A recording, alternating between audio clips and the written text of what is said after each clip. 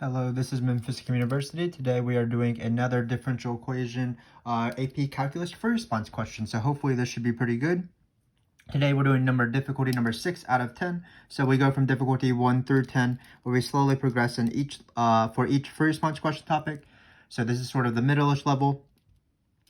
This is actually, we're going to do two separated integrate questions just to provide a little bit more practice. That will not happen on a real AP exam, but the more practice, the better. So this should be a pretty standard level of differential equation. This is the level you want to be at before you take a test, certainly. Sort of difficulty, anything beyond this, difficulty 7, 8, 9, 10 are usually harder than the tests that I give my students. My tests are around the difficulty 6 level. So you do want to be comfortable at this level. And again, because it's a differential equation free response question, you want to focus on the separate and integrate. So those will be the more important questions on the bat. But we are not ready yet. Let's do the first two questions. So we have this differential equation right here. And then it says we're going to sketch the slope field. So we're doing the dot thing at these 12 dots. This is 0, 1, and -1, 1, 2, -1, -2. And then we are going to do an additional thing, this sentence right here, sketch the solution curve through the point 0, 1. But first we need to find the slopes at each of these 12 points. Obviously, this is a very annoying process that takes a little bit of time, but it's not a very difficult process, so I am willing to do it.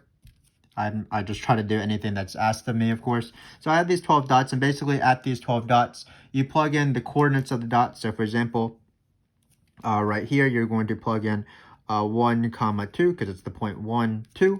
You're going to plug it into the differential equation. X coordinate goes into the X point, Y coordinate goes into the Y, and then you do that for each of these 12 dots. You might be wondering, well, this is going to be a really big pain because there's 12 dots, but keep in mind, remember that you can group a lot of the dots together, and there's some sort of symmetry going on throughout the question. So let's see that. So notice, for example, if you plug in anything for X being 1, you're just going to get slope 0 no matter what Y is. So I can do this entire column, these 4 dots right here, all at the same time, because that's where X coordinate is 1. They're all going to have slope 0, which is just a horizontal line like so. So that one wasn't actually too bad. I was able to do a third of the dots in probably the span of 2 seconds. The other dots are going to be a little bit trickier though, of course. So it looks like, let's plug in X is equal to 0. So X is equal to 0 is on this column here. Nice to do the dots in some sort of order fashion, like letting X be equal to something and doing all those dots and then letting X be -1. So in this case, we're going to let X be 0. You're going to get -1 on the top. So for example, -1 over 1 will be -1. So that's going to be a slope like this. -1 over -1, when we do this point right here, is going to be 1, so it's going to be the opposite. So this is what I was talking about, how there's some sort of symmetry here. Here, it would be, when you plug in, this point will be 0, 2. You'll get -1 over 2. So you just want to, you don't have to draw this perfectly, of course. You're not going to pull out a protractor, or your teacher's not going to pull out a protractor. But slope -1/2 is flatter than this slope. So we want to make it a little bit flatter. Here, we're going to get slope of 1/2. Again, not the best picture. Your picture is probably better than mine because I am not an artist, and I am sure you are. But just try your best on these. Just make sure that your positive slopes are looking positive, your negative slopes are looking negative. Let's finish this dot process though, because it is still slightly annoying. So it looks like when you plug in 2 here, or when you plug in X being -1, you'll get -2 on the top. So then we'll just plug in different Y's and divide by different Y's. So -2 over -2 is 1. So this slope right here will be the same as this one right here. And then this slope will be the same as this slope right here. So probably not my best picture. So, and then we have 2 more dots to go. They're probably the negative of each other. So when you plug in -1 to X, you do get -2. So these are going to be steeper slopes because you're going to get -2 over 1. So it's going to be a little bit steeper and a little bit steeper. And we are done with the dot process. Again, just try your best. Make sure your 0 slopes are horizontal. Make sure your negative slopes look negative and your positive slopes look positive. So now we're ready for the question. The second part of the question, it says, sketch the solution curve that goes through the point 0, 1. That's a little bit easier. What you do is you find 0, 1, and then you connect the lines as best as possible. From 0, 1. So I'm just going to connect this line right here. This is supposed to be a straight line, so my picture isn't incredible because they have the same slope. And I'm going to keep drawing it like that, and that will be my sketch of the solution curve through the point 0, 1. So this was the first question. Again, quite an annoying question, but a question that people can get points for because you're just drawing pictures. You're going back to kindergarten. You're just drawing little lines here and connecting dots. Just be careful when you do it. Zero slopes, positive slopes, negative slopes, things like that.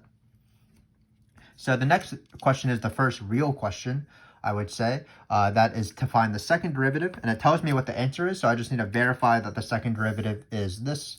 So let me first write out the first derivative. Keep in mind that because we have the first derivative, of course, we only need to take one derivative to find the second one, because the derivative of the first derivative is the second derivative. So I'm just going to take the derivative of this guy, and hopefully it'll be this. And if you've watched our videos before, we have done second derivative questions in the context of differential equation. What you need to keep in mind is that the derivative of y is not just 1, it is going to be y prime. So for example, the derivative of sine of y isn't just cosine of y, it's cosine of y times y prime. So in this case, we're going to take this derivative, and when we encounter something with a y and we need to take the derivative of that, we'll write times y prime. So let's do that real quick. So it's going to be quotient rule. The 2 is not there, the 2 is right here. So it's going to be low, so I just rewrite this. The derivative of high, or the derivative of the numerator, that's just 1. So this is an x, so the derivatives are normal. Then it's low d high minus high, derivative of low. But again, keep in mind the derivative of low is not just 1, it is y prime actually. So this was implicit differentiation right here. The derivative of y. And then finally, it's low, of course. So usually in these questions, because we were given dy dx, we're going to replace the y prime here, which is dy dx. We could have written dy dx actually with x minus 1 over y. So what we're going to get is we're going to get d squared y dx squared equals y minus, because y times 1 is just y, minus x minus y, and then we're going to replace this with this y prime here. So as so. Great. And then to finish the question, what we're going to do is we want to simplify to this. Looks like we have something very similar. We do have a y here, y squared here, x minus 1 squared, notice. So how fractions work is we want to get rid of this fraction within a fraction. So what we're going to do is we're going to multiply everything I see by y, and you will get this. So we end up getting what we want. I'm going to write it towards the left. Sorry, I go in a circle, which is not good, but sort of ran out of space. So I'm multiplying everything by y, so this becomes y squared. This y cancels, that's why we're doing this. And you get y cubed on the bottom. And that is the second derivative. They do ask an additional question, which is, does this second derivative, or does this function, sorry, have a relative min or max at the second derivative? Not at the second derivative, I don't know what I'm saying. Does this function have a relative min or max at this point? And we're going to use the second derivative. So whenever I see relative min or max outside of the differential equation for your response question, what I immediately think is I need to draw a sign chart of y prime, or the derivative. And when I draw that sign chart, I will be able to use the rule f prime going from positive to negative is a rel max, f prime going from negative to positive is a rel min. But in this case, my sign chart I cannot draw a sign chart because this function right here involves two variables, which is kind of annoying. So I have to use the second derivative test. And what the second derivative test says is it's the reverse of what you might expect, but when you think about it pretty carefully, it makes sense. So what it says is if you have the first derivative being 0, so we'll write it with f primes. If the first derivative is 0 and the second derivative is negative, that means you have a horizontal tangent line right here. And if this is a picture of f, and it's concave down, so you're going to have a rel max. Similarly, if you have the first derivative being 0 and the second derivative is positive, that means you're going to have a rel min. Not the best picture, but we'll write it like this. Because it's f double prime being positive means it will be concave up. So this function is a rel min. So it's opposite of what you might expect. The negative goes with rel max. The positive, f double prime being positive, goes with rel min. But again, it's all based off concavity. Concave down, that's why it's a rel max. So in this case, all we're going to do is we're going to plug in 1 comma negative 2 into both the derivative and the second derivative. Keep in mind you do want to verify that f prime does equal 0 because you need it to be either a element or max. So this is the second derivative test, but perhaps it might be better to call this first derivative and the second derivative test because it requires both. But in this case, let's just plug in dy dx, and let's plug in 1 comma negative 2. And just like with our slopes from before, when you plug in 1 comma negative 2, you are going to plug in 1 for the x, negative 2 for the y. Notice we'll get 0 on the top, so we do get 0. Now we need to plug in 1 comma negative 2 into this little guy that we just found. So when we do that, when we plug in 1 for the x, this goes away. So it's just going to be negative 2 squared. That is 4 over negative 2 cubed. That is going to be negative 8. So notice the negative cancels out with the squared, but it doesn't with the cubed. So I think we're going to end up with negative 1/2, I believe. That is negative, of course. We don't actually care about this number. We just care about whether it's negative or positive. Because it's negative, we have on our hands a relative max. So it is a rel max. So again, let me just recap what we did here briefly. We wanted to find the second derivative first. That's actually a hint when you do the relative min or max that you're going to be using the second derivative test. So just listen to what they're telling you sometimes throughout the questions by the order of how they ask the questions. First this question, then this question. Then perhaps you're going to be using the information you just found, especially if it's in the same subpart like this. So we first found the second derivative by using the quotient rule and implicit differentiation. Then when we found the second derivative, we were able to use that to find the rel min or max just by plugging in the point 1 comma negative 2 in both the derivative and the second derivative, and then applying the second derivative test. So in this case, when we plugged in 1, negative 2, it looks like we got a number for the second derivative as negative 1/2. That's negative, so it's a rel max. So this is sort of the questions when they ask second derivatives and relative min or max, which have occurred in the past, of course. But this is what I care about, this particular question, because it is the most important question in differential equations. It is, of course, separate and integrate. And we have here 2 separate and integrate questions. So this will never probably be what's going to be on the AP exam. All AP exams either have 1 separate or integrate, or maybe none if it is a BC level question.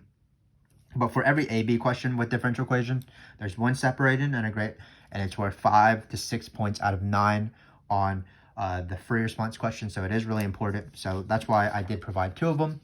Also, why did I provide 2 of them? Well, there's 2 kinds of separate and integrate questions, and how you determine that is after you integrate. There's either the non-ln of y case and the ln of y case. If you watched our video series before, for example, the first 5 videos, or when you watch the later videos, you'll see that we alternate really between ln cases and non-ln cases. So we're going to practice both of them here and sort of go over the rules. So let's do this one first. This one is going with the original differential equation. So first thing to do is separate, of course, and let's just separate slowly. So we're going to bring this dx to this side. So it's going to be x minus 1 dx. We are going to bring the y over to the other side by multiplying. Be careful, it's not dividing. We're going to integrate it. So both of these integrals are not too bad. If you want more of a challenge, continue watching this video series as we deal with harder and harder integrals. But in this case, we're just going to apply the power rule. Of course, I can't do it. As I said, it was an easy integral. So it's going to be add 1, 2, and then flip minus x. Plus c, though. Remember, the plus c is the most important part of this process. The integral of y is similar to this. It's y squared over 2. So when we were trying to separate between the non-ln case and the ln case, here we look at this part right here. Notice there's no ln, so this is the non-ln case. In the non-ln case, what you want to do immediately is you want to solve for your c. You don't need to change the plus c to an a, as we would do with the ln case. So how do you find your c? You use your given condition here. So it looks like it's not going to be too bad. It will involve fractions, but it won't be too scary. When we plug in 1 for x, we're going to get 1/2 minus 1 plus c.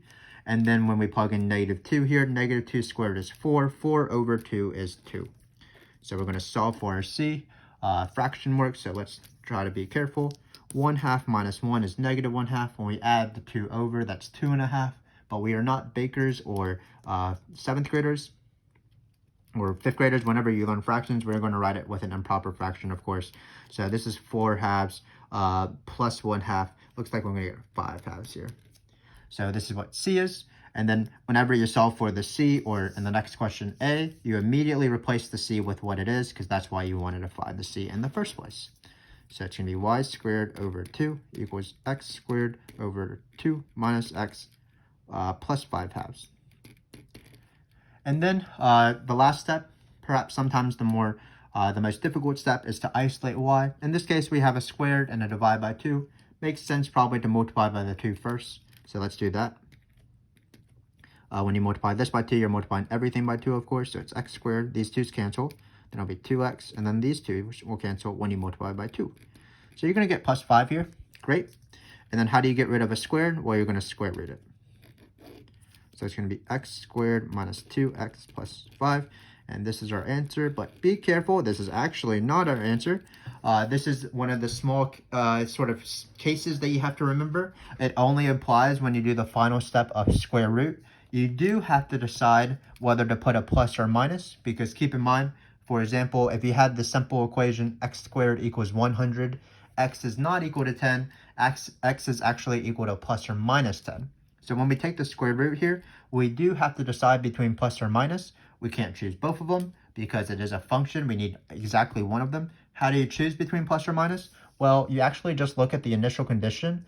And when we plug in 1 here, we want minus 2. So we're going to choose the minus. That's all it is. Again, if this is minus 2, this is a minus. If this had been plus 2, we would have just not written this, and it would have been just plus the square root. And it wouldn't have affected the entire question at all. So again, this is a pretty common example of a non-ln of y case. Not too bad. No u subs were necessary. Just keep in mind, at this very end, there was this sort of plus or minus business. I've seen tricky AP exam questions on the multiple choice, for example, where you do this entire process, and one of the answer choices have plus square root of all of this. One of them is minus, and you can imagine that it's pretty easy to circle the wrong one. So just be careful. Anytime when you're doing, at the very last step, taking a square root to get rid of a squared, to isolate y, just look at this initial condition right here. Negative goes with negative, positive goes with positive. But this is how you separate and integrate. You first bring the y's to this side, the x's to this side. Then you integrate both sides. In this case, it was the power rule. If you don't have an ln of y, that's great. Just take this 1, negative 2, and just start plugging it into the function here. Go slowly, solve for your c. That's why we plug in the initial condition. Then you replace the c with the number, and you isolate y. In this case, we had to be careful with this negative. So I have a little bit harder of a differential equation for it as a gift to you for watching this video. I don't know what you provide or what gifts you kind of give, but these are the gifts I give to my students. They are lucky people. So let's do the same thing. Let's separate and integrate.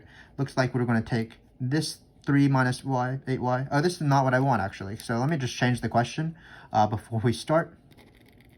I'm a teacher, so I'm allowed to do that. Hopefully on your test, you don't just change the question to whatever you want. But I actually want the 3/8 minus y to be in the parentheses here. So let's try to involve it like that. Sorry, started separated before I even wrote the question. So we're going to separate and integrate this actually, and not with the 3 minus 8y on the bottom here. So when you go for this integral, remember before you separate, do not try to FOIL this. Some students do find the urge to do that, but I would tell you to resist that temptation, because the goal of the first step is to separate. And if you FOIL this out, you would be sort of having the variables x and y mingling, and we do not want them to mingle. We want to keep them separate. So all I'm going to do is I'm going to divide. So I'm going to get dy over 3 minus 8y. That's great. And then I'm going to get on this side sine pi x plus x dx, bringing the dx over. So this was the separate step. Again, you cross multiply or divide, and then you do not distribute. Now for the integral, be careful. Anytime you're taking the integral, especially on the AB exam, but also the BC exam, you might need to do a U sub. or at least think about a u sub. So for example, this integral of x is just x squared over 2. I'll remember that. I'll remember my plus c as well because it is important. Might as well put it. But this integral, what's the antiderivative of sine? Well, it's minus cosine, of course. We'll put a pi x because we don't change this. But keep in mind that there is an inside function here, so we have to account for it. Basically, we're trying to reverse the chain rule. So if you have this function right here and you were trying to do the chain rule, you would multiply by the derivative of the inside function. That is just times pi. So we want to reverse that process. So we're going to multiply by 1 over pi and have the negative in front. So again, when you're doing these easy u subs, I call this the skipping the u sub step. You just take the antiderivative, keep the thing in the same, and then it's sort of like the chain rule, but the reverse. When you multiply, you don't multiply by the derivative of the inside function, you multiply by the reciprocal of the derivative of the inside function.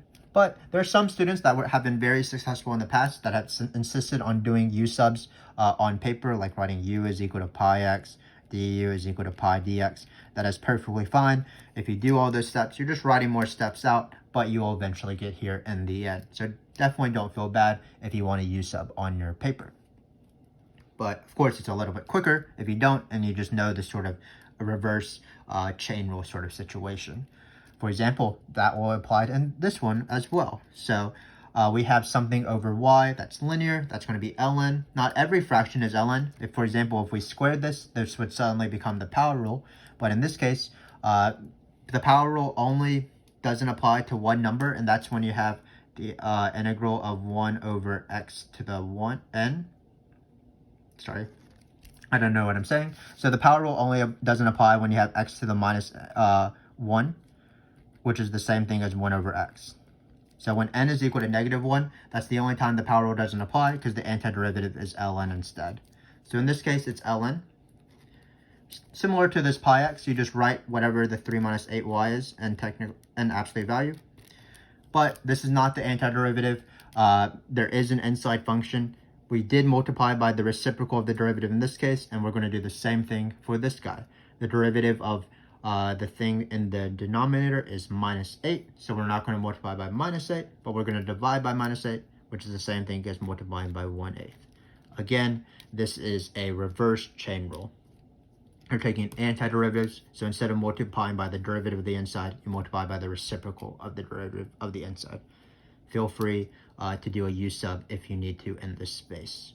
But here, why are we doing this? Because we have the famous ln case, and this happens probably half the times when you separate and integrate, where you have an ln on this side. So what I like to do is I like to be patient. I don't like to plug in 0, 2 into the plus c at this step, even though we did that for the previous one, because in the previous one there was no ln, so that's what I usually recommend students to do. But when you do have an ln, when you plug in 0 immediately and 2, you're going to get some ln stuff, which is going to confuse you and which confused me. So I'm going to first manipulate this equation so that we are, when we plug it in, it'll be easier to solve. If you want to watch examples of this, and if you haven't seen this before, you can watch our overview video, or you can watch difficulty number 3 and 4. It has similar examples, but in this case, the first thing to do is you're going to bring the -8 to the other side. So I'm going to write ln of 3 minus 8y, -8. The negatives will cancel right here, which is lovely. And then we're going to get -1/16 actually, because the, oh no, not -1/16. We're going to multiply by -8. So that's going to be minus 4x squared. So we lost this fraction, which again is pretty cool. If you want, you can write -8c, but I'm about to change it, the form of this constant, so I'm just going to write c here. And if you haven't watched our videos, what happens is when you have ln of the absolute value of something with y, and you have a function like this plus c, there are a few intermediate steps that I don't want to recite right now, but basically what we're going to do is we're going to raise both sides as powers of e. That's to get rid of the ln, because that's the thing that's causing me the most confusion right now. And when you raise both sides from the power of e, you can separate the e to the f of x and the e to the c, because that's an exponent rule. So you can go straight to this step right here. You have g of y, whatever was in the absolute value of the ln. Then you write a a, because we changed the constant to be plus a, instead of plus a to an a, e to this function. So it is kind of confusing at first. There are intermediate steps that can be proven to show that this holds, but for now, I'm just going to write out how this works in this specific example. It's not too bad. You just take whatever's in the ln, so it's going to be 3 minus 8y, and then you write a big A, just a nice big A. The plus c becomes the multiplied by a. You write an e, and then you take this function right here.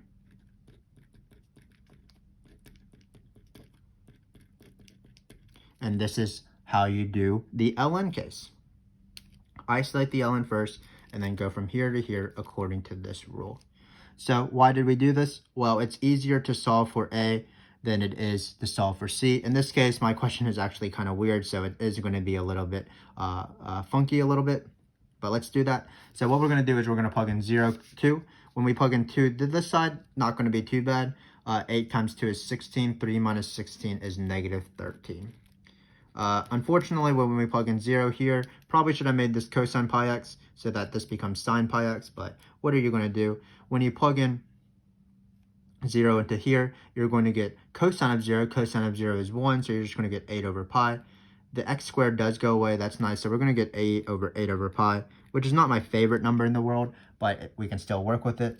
A is just this thing divided by 8 over pi.